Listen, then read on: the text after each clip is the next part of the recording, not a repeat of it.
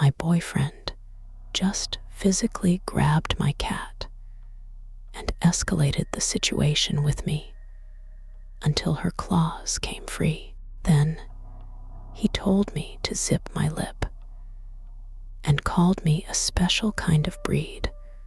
I was genuinely shocked by his response. Now we're broken up and I'm finally moving out. I was lost in the virtual world of my favorite game. The glow of the screen illuminating my face as I laid in bed, surrounded by empty snack packets and forgotten drinks. Cinnamon, my mischievous cat, was trying to get in on the action. Her curious paws swiping at the food in my hand. I laughed and pushed her away, but she persisted, determined to get a taste of my dinner. Just as I was about to give in and give her a bite, S stormed into the room, his expression dark. In one swift motion, he reached down and grabbed Cinnamon by the scruff of her neck, pulling her away from me. I felt a surge of alarm as Cinnamon's claws sank into the body pillow, her tiny body dangling in midair. Stop, you're going to hurt her, I exclaimed, my voice rising in concern, but he just kept pulling, his face twisted in frustration. Cinnamon's eyes were wide with fear, her claws digging deeper into the pillow as she tried to free herself. I tossed my controller aside and sat up, my heart racing with anxiety. Seriously, let her go. You're scaring her. But he just glared at me, his eyes flashing with anger, and growled, She's just a stupid cat, Elara. Calm down. The air in the room thickened, not just from the weed I was smoking, but from something else entirely, something cold and sharp. My stomach twisted, a nauseous knot forming low in my gut. It wasn't the weed, I knew it. It was him. He hadn't even bothered to release Cinnamon. She was still clinging desperately to the body pillow, a pathetic, furry anchor against his grip. Zip your lip, he said, the words flat, devoid of any warmth. They landed like a slap, unexpected and stinging. I blinked, feeling the fuzziness of the cannabis momentarily sharpen into a painful clarity. What? The question tumbled out, a pathetic squeak. I felt my face flush, a hot burn creeping up my neck. I wanted to rewind, to take it back, to pretend I hadn't heard him. He didn't soften, didn't explain, just stared at me, his expression hardening into something I hadn't seen before, something disdainful. You're a special kind of breed, aren't you? The words hung in the air, heavy and suffocating. What the fuck did he just say? My brain scrambled, desperately trying to decipher the meaning behind those bizarre, barbed words. Breed. What was that supposed to mean? Was he comparing me to an animal? Was this some kind of twisted joke? I felt a rising panic, a frantic need to understand, to find some logical explanation for this sudden, inexplicable cruelty. What do you mean? I pressed, my voice trembling despite my efforts to control it. You can hurt her. That's what I'm saying. You can hurt Cinnamon. I forced myself to redirect, to steer the conversation back to the cat, to something tangible, something I could grasp, anything to avoid confronting the raw, ugly thing he just said to me. He just looked at me, really looked at me, like I was some bizarre specimen under a microscope. An anomaly he couldn't quite comprehend. The silence stretched, agonizingly long, punctuated only by Cinnamon's frantic, muffled whimpers. Those eyes, those cold, assessing eyes, felt like they were stripping me bare, exposing every insecurity, every perceived flaw. So what am I supposed to do? He finally asked, his voice dripping with a sarcastic exasperation that felt deliberately aimed at provoking me. She's clinging on. The logic, or lack thereof, was infuriating. It was a deflection, a twisting of the situation to make me seem unreasonable. It was a blatant refusal to acknowledge the pain I felt, the concern I genuinely had for Cinnamon. It was exhausting. I wanted to scream, to lash out, to hurl something across the room, but I didn't. I just felt sick, truly, utterly sick, not just from the weed, though that wasn't helping, but from the weight of his words, the hollowness of his gaze, the profound disconnect between what I was feeling and what he was projecting. My heart ached with a dull, persistent throb.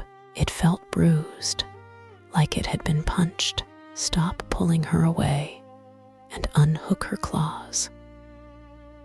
I managed to choke out, the questions sounding weak and pathetic, even to my own ears, like I was begging him for something he had no intention of giving.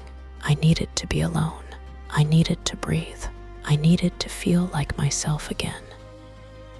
And I knew, with a certainty that settled deep in my bones, that I wasn't going to find that with him.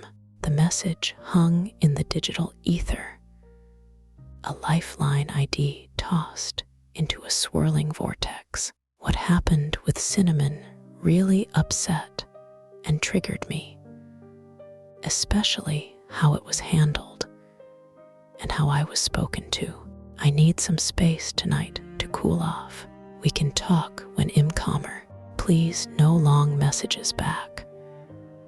I stared at the blinking cursor, anticipating something, understanding, apology, anything beyond the flat, dismissive response that materialized moments later. Okay. Just okay. It wasn't anger that flooded me then. Not exactly. It was a slow, creeping realization, a stark, unwavering clarity that had been building brick by brick over months of subtle manipulations, of gaslighting disguised as concern, of criticism veiled as helpful advice. This okay wasn't an acknowledgement of my distress. It was a dismissal, a final, crushing confirmation of the chasm that had grown between us.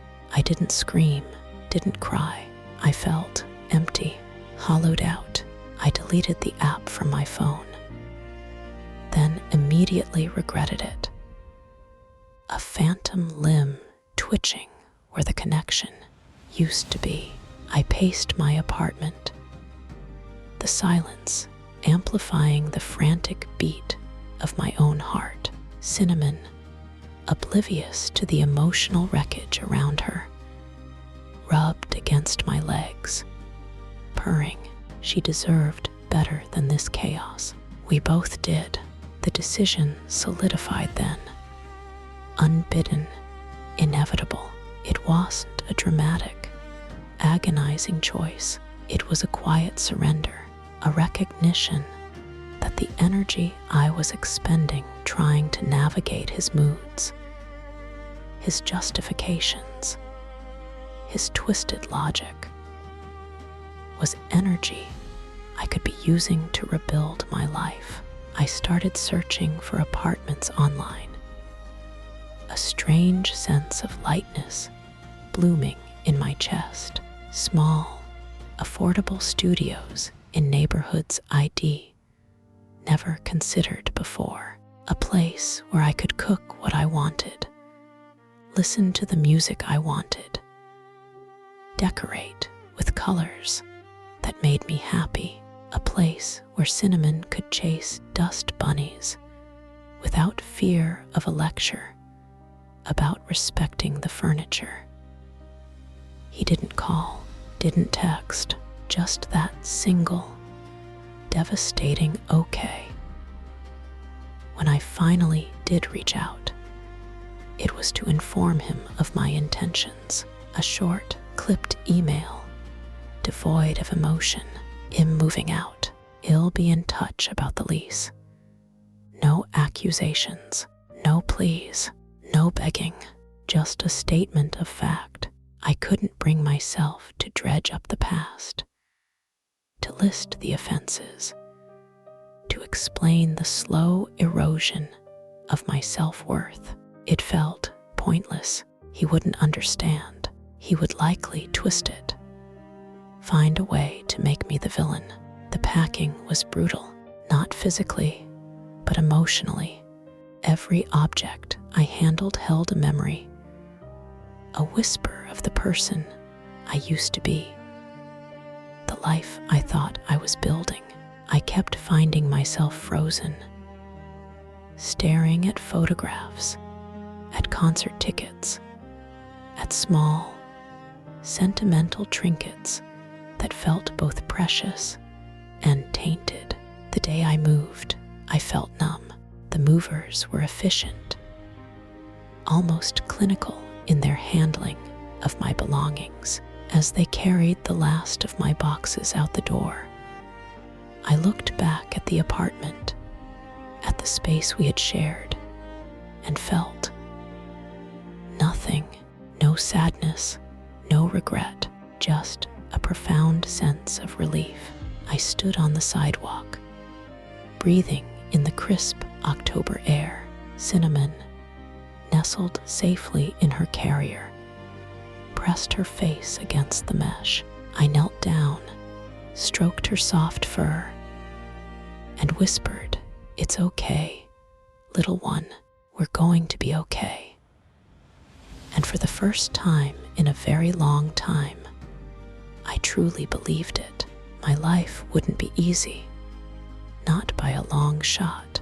I'd have to navigate the financial burden of living alone, the loneliness of empty evenings, the constant fear of making the wrong decision. But it would be my life, my choices, my space, and that, I realized, was worth more than anything. Hello, I'm Dr. Julian Reed.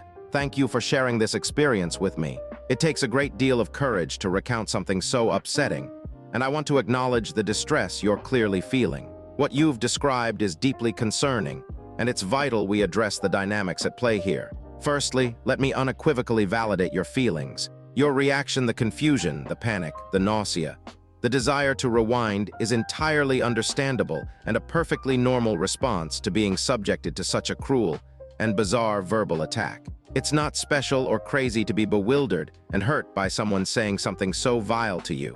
It's a natural human response to being demeaned and disrespected. What S did and how he did it isn't about the cat. It's about control and manipulation. The way he physically grabbed Cinnamon, the escalation of his frustration, the lack of empathy for her furthies are all indicators of someone who is attempting to exert power and dominance over you. It's a tactic to intimidate and silence you. The fact that he continues to hold the cat, even after you expressed your concern, highlights his disregard for your feelings and well-being. The phrase "zip your lip" is a blatant attempt to shut you down, to silence your voice and invalidate your concerns. It's a direct command to stop expressing yourself, a classic tool used in emotionally abusive relationships. Then, his follow-up comment, "You're a special kind of breed, aren't you?" is extraordinarily damaging. The ambiguity of it, the way it's designed to confuse and unsettle you, is a hallmark of gaslighting. It's meant to make you question your sanity, your perception of reality, and your worth. He's trying to plant a seed of doubt in your mind, making you wonder if you are the problem. The fact that he didn't explain, didn't soften, just stared at you with disdain, is intentional. It's designed to keep you off balance and feeling powerless. Your attempt to redirect the conversation to the cat is a common response in situations where someone feels overwhelmed or targeted. It's a way to diffuse the tension and avoid confronting the uncomfortable truth of what's happening. It's a survival tactic, but it shouldn't be seen as a failure. It shows you are instinctively trying to find a safe space in a difficult situation. The weed use is also a significant point. While it might temporarily dull the edges of the experience, it's likely being used as a coping mechanism and could be inadvertently contributing to the blurring of boundaries and the normalization of this kind of behavior. It's possible he's also using it to manage his own reactions or to further disorient you. What you are experiencing is a form of emotional and verbal abuse, possibly escalating towards gaslighting. It's vital that you recognize this pattern for what it is and understand that you are not responsible for his behavior. His words and actions are a reflection of him, not of you.